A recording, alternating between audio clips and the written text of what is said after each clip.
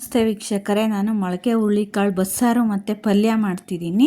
ಇದಕ್ಕೆ ಬೇಕಾಗಿರುವ ಇಂಗ್ರೀಡಿಯೆಂಟ್ಸ್ಗಳು: 1/4 kg ಮೊಳಕೆ ಹುರುಳಿಕಾಳು ತೊಳೆದು ಇಟ್ಕೊಂಡಿರೋದು, ಇಲ್ಲಿ 1 ಟೊಮೊಟೊ ತಗೊಂಡಿದ್ದೀನಿ, ಅರ್ಧ ಈರುಳ್ಳಿ ಹೆಚ್ಚಿಟ್ಕೊಂಡಿರೋದು, 1 ಬೆಳ್ಳುಳ್ಳಿ, 4 ಒಣಮೆಣಸಿನ್ಕಾಯಿ, ಸ್ವಲ್ಪ ಹುಣಸೆಹಣ್ಣು ಮತ್ತು 1 ಸ್ಪೂನ್ ಜೀರಿಗೆ ತಗೊಂಡಿದ್ದೀನಿ.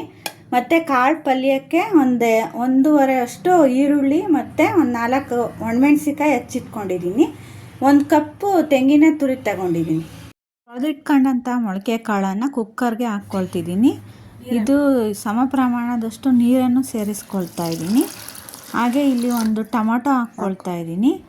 ನಂತರ ಇದಕ್ಕೆ ರುಚಿಗೆ ತಕ್ಕಷ್ಟು ಉಪ್ಪನ್ನು ಹಾಕ್ಕೊಳ್ತಾ ಇದ್ದೀನಿ. ಕುಕ್ಕರ್ ಲಿಡ್ಡನ್ನು ಮುಚ್ಚಿ 3 ವಿಷಲ್ ಬರೋ ತನಕ ಕುಕ್ಕರ್ ಕೂಗಿಸ್ಕೊಳ್ತಾ ಇದ್ದೀನಿ. ನಂತರ ಸ್ಟವ್ ಫ್ಲೇಮನ್ನು ಆಫ್ ಮಾಡ್ಕೊಳ್ತಾ ಇದ್ದೀನಿ. ಈ ಸಾಂಬಾರಿಗೆ ಫ್ರೈ ಮಾಡಿಕೊಳ್ಳಲು ಒಂದು ಮಡಿಕೆಗೆ 2 ಸ್ಪೂನಷ್ಟು ಎಣ್ಣೆ ಸೇರಿಸ್ಕೊಳ್ತಾ ಇದ್ದೀನಿ. ನಂತರ ಅರ್ಧ ಹಚ್ಚಿಟ್ಕೊಂಡಂತಹ ಈರುಳ್ಳಿ ಸೇರಿಸ್ಕೊಳ್ತಾ ಇದ್ದೀನಿ. 1 ಬೆಳ್ಳುಳ್ಳಿ ಹಾಕ್ಕೊಳ್ತಾ ಇದ್ದೀನಿ. ನಂತರ 4 ಒಣಮೆಣಸಿನ್ಕಾಯಿ ಸೇರಿಸ್ಕೊಳ್ತಾ ಇದ್ದೀನಿ. 1 ಸ್ಪೂನಷ್ಟು ಜೀರಿಗೆ ಹಾಕ್ಕೊಬಿಟ್ಟು 2 ನಿಮಿಷಗಳ ಕಾಲ ಫ್ರೈ ಮಾಡಿ ಇಟ್ಕೊಳ್ತಾ ಇದ್ದೀನಿ. ಕುಕ್ಕರ್ ಲಿಡ್ಡನ್ನು ಓಪನ್ ಮಾಡ್ಕೊಳ್ತಾ ಇದ್ದೀನಿ. ವಿಷಲ್ ತಣ್ಣಗಾದ ಮೇಲೆ ಇದರಲ್ಲಿರುವ ಟೊಮೊಟೊ ಸಪ್ರೇಟ್ ಎತ್ತಿ ಇಟ್ಕೊಳ್ತಾ ಇದ್ದೀನಿ. ಮತ್ತು ಮೊಳಕೆ ಕಾಳು ಮತ್ತು ಇದರಲ್ಲಿರುವ ನೀರನ್ನು ಸಪ್ರೇಟ್ ಮಾಡ್ಕೊಳ್ತಾ ಇದ್ದೀನಿ. ಎಣ್ಣೆಯಲ್ಲಿ ಫ್ರೈ ಮಾಡಿಕೊಂಡ ಮಿಶ್ರಣವನ್ನು ಮಿಕ್ಸಿ ಜಾರ್ಗೆ ಹಾಕ್ಕೊಳ್ತಾ ಇದ್ದೀನಿ. ನಂತರ ಇದಕ್ಕೆ ಬೇಯಿಸಿಕೊಂಡ ಟೊಮೊಟೊ, ಸ್ವಲ್ಪ ಹುಣಸೆಹಣ್ಣು, 2 ಸ್ಪೂನಷ್ಟು ಬೇಯಿಸಿಕೊಂಡ ಹುರುಳಿಕಾಳು ಹಾಗೂ 4 ಸ್ಪೂನ್ ತೆಂಗಿನ ತುರಿಯನ್ನು ಹಾಕಿ ಸ್ವಲ್ಪ ನೀರು ಸೇರಿಸಿ ರುಬ್ಕೊಳ್ತಾ ಇದ್ದೀನಿ. ರುಬ್ಬಿಕೊಂಡಂತಹ ಮಿಶ್ರಣ ಮತ್ತು ಸಪ್ರೇಟ್ ತೆಗೆದಿಟ್ಕೊಂಡಂತಹ ನೀರು ಇದೆಲ್ಲವನ್ನು ಒಟ್ಟಿಗೆ ಸೇರಿಸಿ ಮಿಕ್ಸ್ ಮಾಡಿಕೊಂಡು ಸ್ಟವ್ ಮೇಲಿಟ್ಟು 5 ನಿಮಿಷಗಳ ಕಾಲ ಕುದಿಸ್ಕೊಳ್ತಾ ಇದ್ದೀನಿ.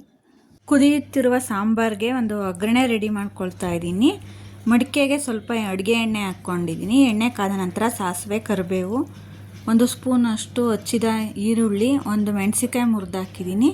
ಇದು ಚೆನ್ನಾಗಿ ಫ್ರೈ ಆದ ನಂತರ ಕುದಿಯುತ್ತಿರುವ ಸಾಂಬಾರಿಗೆ ಮಿಶ್ರಣ ಮಾಡಿದ್ದೀನಿ.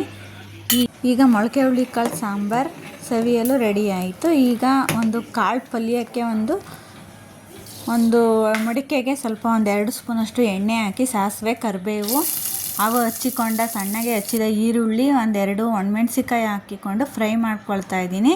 5 ನಿಮಿಷ ಎಲ್ಲ ಚೆನ್ನಾಗಿ ಫ್ರೈ ಆದ ಮೇಲೆ ಅರ್ಧ ಕಪ್ನಷ್ಟು ತೆಂಗಿನ ತುರಿ ಸೇರಿಸ್ಕೊಳ್ತಾ ಇದ್ದೀನಿ.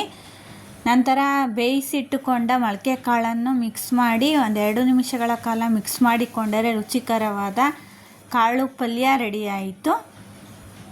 ಈ ವಿಡಿಯೋ ನೋಡುತ್ತಿರುವ ತಮ್ಮೆಲ್ಲರಿಗೂ ಧನ್ಯವಾದಗಳು. ಈ ಮೊಳಕೆ ಕಾಳು ಸಾಂಬಾರು ನಿಮಗೆ ಇಷ್ಟವಾದಲ್ಲಿ ಸಬ್ಸ್ಕ್ರೈಬ್ ಮಾಡಿಕೊಳ್ಳುವುದನ್ನು ಮರೆಯಬೇಡಿ.